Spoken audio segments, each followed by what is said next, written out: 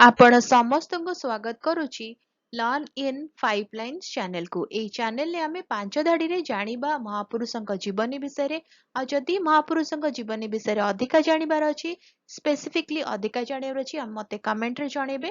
ତାଙ୍କ ବିଷୟରେ ଆମେ ଲମ୍ବା ଭିଡ଼ିଓ ଆଣିବା ଆଉ ସେ ଲମ୍ବା video Odia Pathshala for you ଚ୍ୟାନେଲରେ ପବ୍ଲିଶ ହବ। ହେଲା, ତାହେଲେ ଆମେ ଯିବା ଆଜି ଜାଣିବା ଆଉ ଜଣେ ମହାପୁରୁଷଙ୍କ ବିଷୟରେ 5 ଧାଡ଼ିରେ। ସତ୍ୟନାରାୟଣ ଗଙ୍ଗାରାମ ପିଟ୍ରୋଡା 17 ନଭେମ୍ବର 1942 ମସିହାରେ ଜନ୍ମଗ୍ରହଣ କରିଥିଲେ।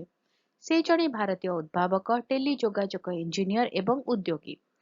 ଡକ୍ଟର ମନମୋହନ ସିଂଙ୍କ କାର୍ଯ୍ୟକାଳରେ ସେ ପ୍ରଧାନମନ୍ତ୍ରୀଙ୍କ ପରାମର୍ଶଦାତା ତଥା ମିଳିତ ଜାତିସଂଘ ପାଇଁ ମଧ୍ୟ ପରାମର୍ଶଦାତା ଥିଲେ। ପିଟ୍ରୋଡା ଟେଲିମେଟିକ୍ସର ବିକାଶ ପାଇଁ କେନ୍ଦ୍ର ସିଡିଓଟି ଶୁଭାରମ୍ଭ କରିଥିଲେ। ବିଜ୍ଞାନ ଏବଂ ଇଞ୍ଜିନିୟରିଂରେ ଅବଦାନ ପାଇଁ ଭାରତ ସରକାର ତାଙ୍କୁ 2009 ମସିହାରେ ପଦ୍ମଭୂଷଣରେ ସମ୍ମାନିତ କରିଥିଲେ।